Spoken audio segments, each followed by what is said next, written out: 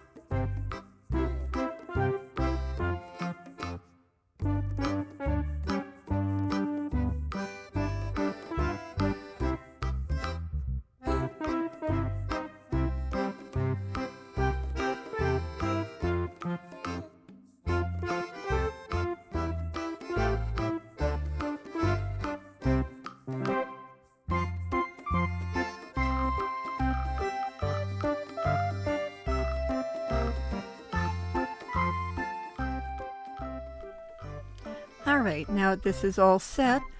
I got one of these, it was on sale at some hobby store.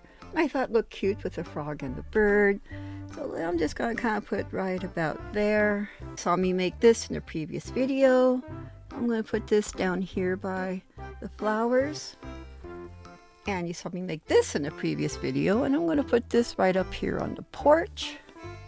And I have the rocking chair I also made in a previous video.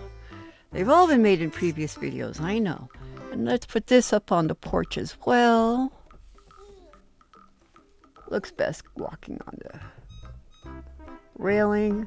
Oh, there we go. I do have these bunnies, kind of fuzzy bunnies, so I'm gonna put this one of these on this porch right here. I'm gonna put them down by the little bird bath thing. There we go. And then I have this. Trying to decide what I want to do with this. It's too small to actually be a proper wilt. Oh, well, we'll just kind of put it in the front yard like, just gonna put it in the front yard like so. Yep, here we go. And let's put some flowers in there. And let me find some more. Be right back. So I pulled this out of this bag and I'm gonna glue it down in there. And now I have a bunch of flowers, and they're not all from spring, like this is more of a late summer, I think. But you know what? It's my Dalbers. And in my Dalbers, all of these things are up now. So I'm just going to kind of put that in.